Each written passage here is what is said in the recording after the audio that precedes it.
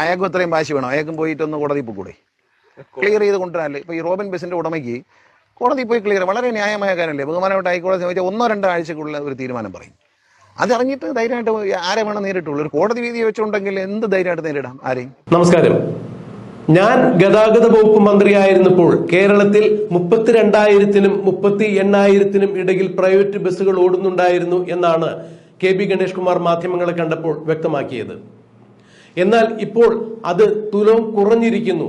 ഏതാണ്ട് 4,000-ൽ ശിഷ്ടം മാത്രമായി അത് മാറിയിരിക്കുന്നു എന്നുള്ളതാണ് പുതിയ കണക്കുകൾ സൂചിപ്പിക്കുന്നത് എന്നാണ് KB ഗണേഷ് കുമാർ പറഞ്ഞത്. എന്നാൽ ഞാൻ ഗതാഗത വകുപ്പ് മന്ത്രി ആയിരിക്കുമ്പോൾ KSRTCക്ക് ഏതാണ്ട് 4,000 ബസ്സുകളാണ് ഉണ്ടായിരുന്നത്. ആ 4,000 ബസ്സുകൾ ഇപ്പോഴും നിലവിലുണ്ട് എന്നുള്ളത് തന്നെയാണ്. KSRTC ബസ്സുകളുടെ തലയ്ക്കും പുറകിലുമായി പ്രൈവറ്റ് ബസ്സുകൾ ഓടി. അങ്ങനെയാണ് ഈ മേഖലയിൽ അതീവ രൂക്ഷമായ സംഘടനകളും വാക്കുതർക്കങ്ങളും ഉണ്ടായത്. അത് തന്നെയാണ് ഇത്തരം വ്യവസായങ്ങളെ, അത് പ്രൈവറ്റ് ബസ് വ്യവസായത്തെയായാലും സംസ്ഥാന സർക്കാർ സർവീസായ KSRTCയെയും ഇത് തന്നെയാണ് ബാധിച്ചിരിക്കുന്നത് എന്നാണ് ഏറെക്കുറെ എനിക്ക് മനസ്സിലാക്കാൻ സാധിച്ചത്. എന്റെ ഭരണകാലത്ത് ഇതിന് രമ്യമായ ഒരു പരിഹാരം ഉണ്ടാക്കുവാൻ ശ്രമിച്ചിരുന്നു എന്നുള്ളതും KB ഗണേഷ് കുമാർ കൂട്ടിച്ചേർത്തു. എന്നാൽ ഞാൻ ഭരണം വിട്ടൊഴിഞ്ഞതിന് ശേഷം ഇവിടെ എന്താണ് നടക്കുന്നത് എന്നുള്ളതിന്റെ കൃത്യമായ വിവരങ്ങൾ ഇപ്പോഴും എനിക്ക് ലഭ്യമായിട്ടില്ല. എന്തായാലും KSRTC ഉൾപ്പെടെയുള്ള പൊതുഗതാഗത വകുപ്പ് കൃത്യമായി തന്നെ പ്ലാനിങ്ങോടുകൂടി പ്രവർത്തിച്ചു കഴിഞ്ഞാൽ ഇപ്പോഴും ലാഭകരമായി മുന്നോട്ട് കൊണ്ടുപോകാൻ സാധിക്കും എന്ന് തന്നെയാണ് KB ഗണേഷ് കുമാർ സൂചിപ്പിക്കുന്നത്. ഇതിന് കൃത്യമായ ചില പദ്ധതികൾ ആവിഷ്കരിച്ചു വെച്ചിട്ടുണ്ട്. മുഖ്യമന്ത്രിയുമായി ഇത്തരം കാര്യങ്ങൾ ചർച്ച ചെയ്യേണ്ടതുണ്ട്, മന്ത്രിസഭയിൽ അവതരിപ്പിക്കേണ്ടതുണ്ട്. അതിനുശേഷം ഇത്തരം പദ്ധതികൾ നടപ്പാക്കാൻ സാധിച്ചാൽ യൂണിയൻ നേതാക്കളുടെ എല്ലാവരുടെയും അല്ലെങ്കിൽ യൂണിയന്റെയും അനുമതിയോടുകൂടി ഇത്തരം കാര്യങ്ങൾ പ്രാവർത്തികമാക്കുകയാണെങ്കിൽ തീർച്ചയായും KSRTCക്ക് പുതിയൊരു ജീവിതം കൈവരും. അല്ലെങ്കിൽ KSRTC പുതിയൊരു ഉണർവോടുകൂടി തന്നെ നിരത്തിൽ നിറഞ്ഞോടും എന്ന് തന്നെയാണ് ഇപ്പോൾ KB ഗണേഷ് കുമാർ വ്യക്തമാക്കുന്നത്. പ്രൈവറ്റ് ബസ്സുകളെ കുറിച്ചും തനിക്ക് ആക്ഷേപങ്ങളൊന്നും ഉണ്ടായിരുന്നില്ല. പക്ഷെ ഇപ്പോൾ ചില അസ്വാരസ്യങ്ങൾ നിലനിൽക്കുന്നതായി തന്നെയാണ് അറിയുന്നത്. ഏതായാലും 38,000 അല്ലെങ്കിൽ 36,000 പ്രൈവറ്റ് ബസ്സുകൾ ഓടുമ്പോൾ ഒരു ബസ്സിൽ 3 പേർക്ക് വീതം തൊഴിൽ കിട്ടുമായിരുന്നു. അങ്ങനെയെങ്കിൽ 1,00,000-ലധികം ആളുകളാണ് ആ മേഖലയിൽ ജോലി ചെയ്തിരുന്നത്. കൂടാതെ ഈ 38,000 ബസ്സുകളുടെ ടാക്സ് അടയ്ക്കുന്നു, അല്ലെങ്കിൽ ഇവർ പെട്രോൾ, ഡീസൽ മുതലായവ അങ്ങനെയുള്ള ഇന്ധനങ്ങൾ അടയ്ക്കുമ്പോൾ അതുവഴിയും സർക്കാരിന് നികുതി ഇനത്തിൽ പണം ലഭ്യമാകുന്നു. പക്ഷേ ഇത്തരം വരുമാനങ്ങളെല്ലാം ഏകദേശം ഇപ്പോൾ നിലച്ച മട്ടിൽ തന്നെയാണ്. 1,00,000 ആളുകൾക്ക് ജോലി ഉണ്ടായിരുന്ന ഒരു മേഖല അമ്പേ തകർന്നിരിക്കുന്നു എന്നുള്ളത് വളരെ ഞെട്ടിക്കുന്ന ഒരു അറിവ് തന്നെയാണ് എന്ന് തന്നെയാണ് KB ഗണേഷ് കുമാർ ചേർത്ത് പറയുന്നത്. ഇതിനെല്ലാം കൃത്യമായ രീതിയിൽ, ശാസ്ത്രീയമായ രീതിയിൽ മാറ്റമുണ്ടാകണം. പ്രൈവറ്റ് ബസ് ഉടമകൾക്കും തൊഴിലാളികൾക്കും കൃത്യമായ രീതിയിൽ അവരുടെ വ്യവസായത്തിനനുസൃതമായ തൊഴിലും വേതനവും കിട്ടണം എന്ന് തന്നെയാണ് KB ഗണേഷ് കുമാർ പറയുന്നത്. ഇതിൽ പരസ്പര തർക്കങ്ങൾ വെച്ചുകൊണ്ടിരുന്നാൽ, പരസ്പരം സംസാരിച്ച് തീർക്കുവാൻ സാധിക്കുന്ന കാര്യങ്ങൾ വലിയ പ്രശ്നങ്ങളായി മാറ്റി നിയമപ്രശ്നങ്ങളായി മാറ്റുകയാണെങ്കിൽ രണ്ടു കൂട്ടർക്കും വലിയ ബുദ്ധിമുട്ട് തന്നെയാണ് ഉണ്ടാകുന്നത്. ഇത് തന്നെയാണ് ഇപ്പോൾ കണ്ടുകൊണ്ടിരിക്കുന്നത് എന്നാണ് KB ഗണേഷ് കുമാർ മാധ്യമങ്ങളെ കണ്ടപ്പോൾ സംസാരിച്ചത്. ഈ അവസരത്തിൽ ചില ആളുകൾ റോബിൻ ബസിന്റെ കാര്യങ്ങൾ KB ഗണേഷ് കുമാറിനോട് ചോദിക്കുന്നുണ്ടായിരുന്നു. എന്നാൽ റോബിൻ ബസ് ഉടമയ്ക്ക് എന്താണ് പറ്റിയത്, അല്ലെങ്കിൽ പുതിയ മോട്ടോർ വാഹന നിയമങ്ങൾ വന്നു കഴിഞ്ഞപ്പോൾ അതിന് പ്രകാരം എന്താണ് മാറ്റങ്ങൾ ഉണ്ടായിരിക്കുന്നത്, റോബിൻ ബസ് ഉടമയുടെ കയ്യിൽ അതിന് തക്കതായുള്ള രേഖകൾ ഉണ്ട് എന്നാണ് അദ്ദേഹം പറയുന്നത്. അങ്ങനെ ഉണ്ടെങ്കിൽ അത് അദ്ദേഹം ഹാജരാക്കട്ടെ. ഉണ്ട് എന്ന് പറയാതെ അത് കയ്യിലുള്ള രേഖകൾ എന്താണെന്നുള്ളത് ഹാജരാക്കിയതിനു ശേഷം മാത്രം നമുക്ക് സംസാരിക്കാം. ഏതായാലും കൂടുതൽ വിവാദങ്ങളിലേക്ക് ആരും പോകാതിരിക്കുന്നതാണ് നല്ലത്. വാശിയും വൈരാഗ്യവുമല്ല ഇത്തരം കാര്യങ്ങളിൽ ആവശ്യം. സമചിത്തതയോടുകൂടിയുള്ള പ്രവർത്തനങ്ങളാണ് ആവശ്യം. വിശാല മനസ്ഥിതിയോടുകൂടി, ദീർഘവീക്ഷണത്തോടു കൂടിയുള്ള കാര്യങ്ങളാണ് ഇവിടെ നമ്മൾക്ക് നടപ്പാക്കേണ്ടത്. അതുകൊണ്ട് ആർക്കും നഷ്ടങ്ങൾ സംഭവിക്കാൻ പാടില്ല. ആരും പരസ്പരം വാശിയിൽ ഉറച്ചു നിൽക്കാൻ പാടില്ല. ഇതൊരു ഈഗോയുടെ വിഷയമായി ആരും കണക്കിലെടുക്കാൻ പാടില്ല എന്ന് തന്നെയാണ് റോബിൻ ഗിരീഷിന്റെ പരാമർശിക്കുമ്പോൾ KB ഗണേഷ് കുമാർ നൽകിയ മറുപടി. എന്തായാലും പൊതുഗതാഗത വകുപ്പ് KB ഗണേഷ് കുമാർ ഏറ്റെടുക്കുന്നത് കൂടി തനിക്ക് പ്രതീക്ഷയുണ്ട് എന്ന് തന്നെയാണ് റോബിൻ ഗിരീഷ് കഴിഞ്ഞ ദിവസം മാധ്യമങ്ങളെ കണ്ടപ്പോൾ സൂചിപ്പിച്ചത്. അദ്ദേഹം തറവാട്ടിൽ പിറന്ന ഒരാളാണ്. KSRTCയിൽ നിന്നും കൈയിട്ട് വാരി കട്ടുമുടിച്ച് അദ്ദേഹത്തിന് തന്റെ വീട്ടിൽ കൊണ്ടുപോകേണ്ട ആവശ്യമില്ല. അദ്ദേഹം സാമ്പത്തിക ചുറ്റുപാടുകൾ ഉള്ള ഒരു വീട്ടിൽ നിന്ന് തന്നെയാണ് വരുന്നത്. അതുകൊണ്ട് തന്നെ KSRTCയിൽ നിന്നും അദ്ദേഹത്തിന് പണം കട്ടുകൊണ്ടുപോകേണ്ട ആവശ്യമില്ല.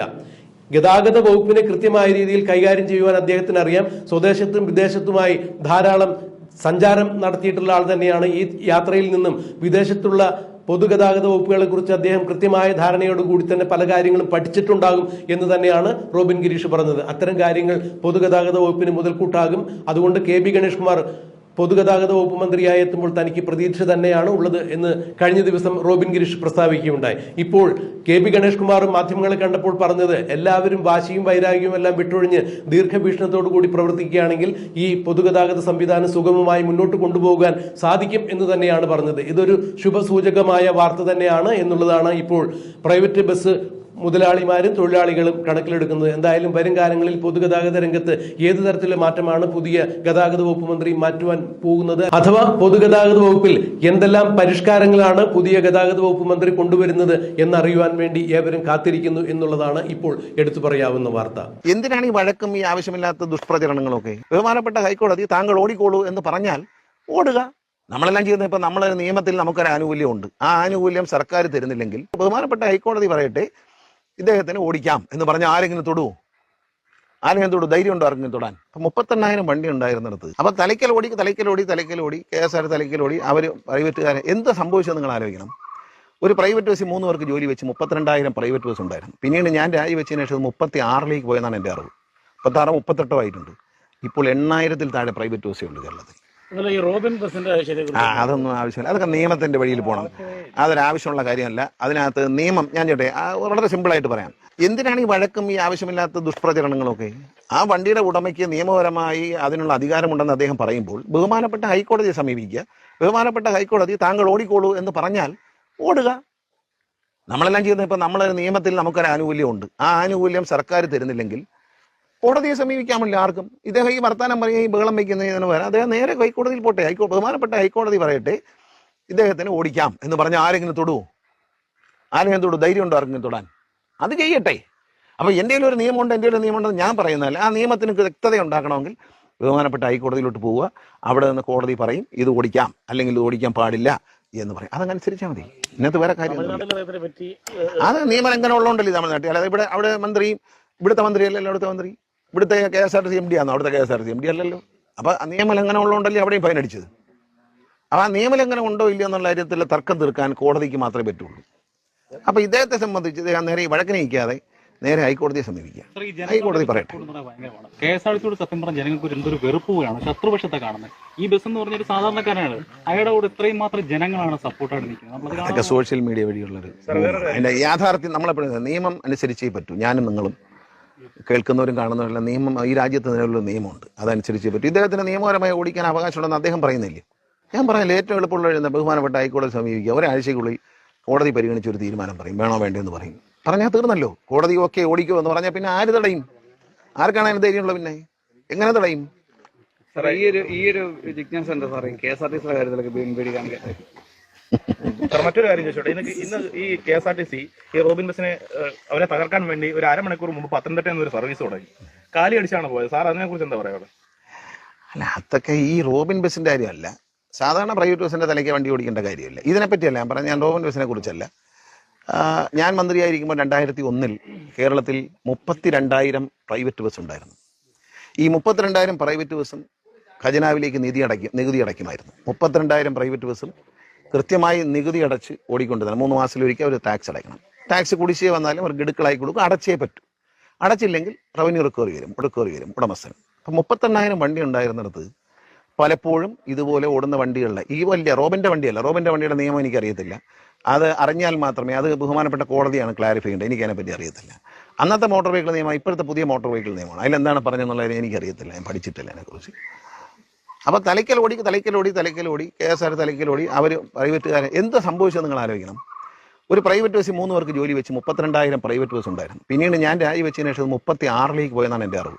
36 38 ആയിട്ടുണ്ട്. ഇപ്പോൾ 8,000-ൽ താഴെ പ്രൈവറ്റ് ബസ്സേ ഉണ്ട് കേരളത്തിൽ. അപ്പോൾ 8,000 വണ്ടി മാത്രമേ ടാക്സ് അടയ്ക്കുന്നുള്ളൂ.